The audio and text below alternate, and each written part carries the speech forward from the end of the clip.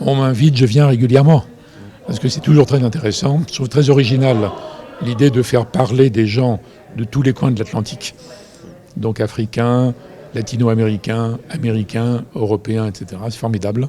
Alors ça ne couvre pas tous les problèmes du monde, mais c'est une approche très originale. Et le travail fait par Karim Elenaoui est remarquable.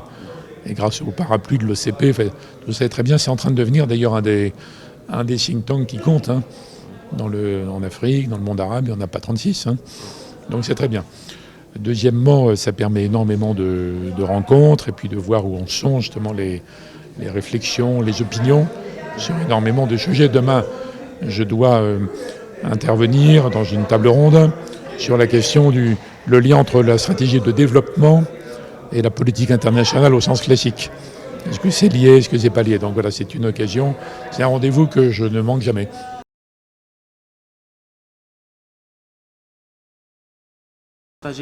Moi, en général, je ne parle pas de l'Afrique au singulier parce que c'est trop compliqué. Ouais.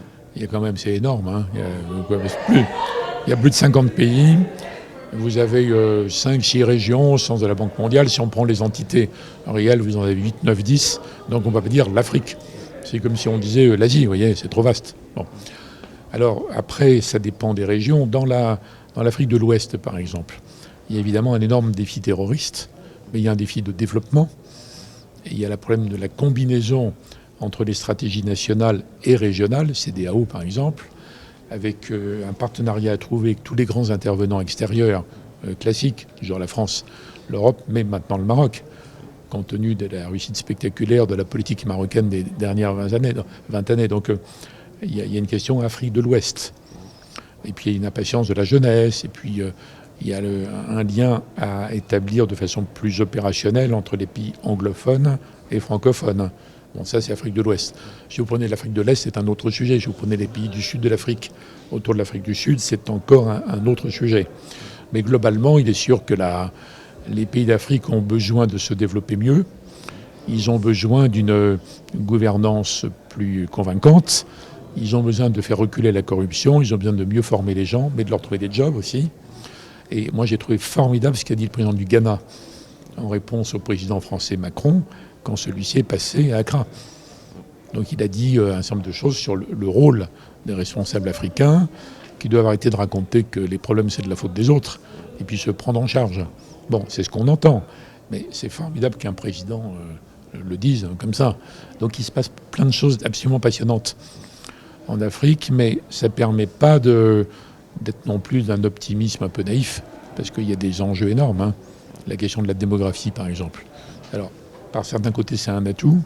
Par d'autres côtés, c'est quand même un handicap. Hein. Bon, vous voyez, ça dépend. D'accord. Une dernière question, si vous permettez.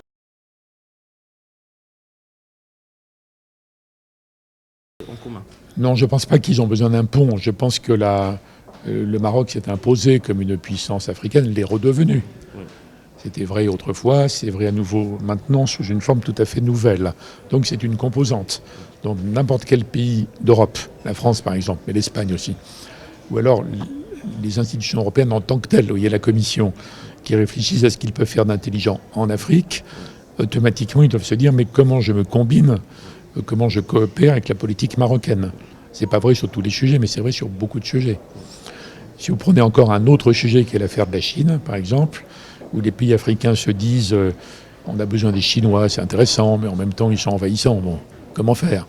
Donc pour beaucoup de pays africains, ils vont chercher à combiner la nouvelle politique marocaine, les apports extérieurs, la France encore sous une forme radicalement nouvelle, et la Chine. Donc c'est très ouvert le jeu. L'Afrique est dans la mondialisation aussi. Hein. Donc c'est évident que personne n'a une politique qui concerne toute l'Afrique, mais dans beaucoup d'aspects de l'Afrique, vous avez une politique américaine, chinoise, japonaise, qatari, israélienne, turque, etc., etc., mais encore une politique française.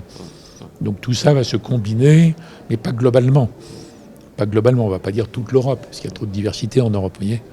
Donc il y aura beaucoup d'arrangements, à mon avis, assez astucieux, à géométrie variable, sujet par sujet. Cette diversité peut peut-être accélérer le développement de l'Afrique. Oui, mais ça dépend des dirigeants africains, des responsables africains politiques et économiques. C'est à eux d'utiliser au mieux toutes les cartes nouvelles. dans l'Afrique, dans la mondialisation d'aujourd'hui, pour voir quel est le meilleur cocktail adapté à chaque pays.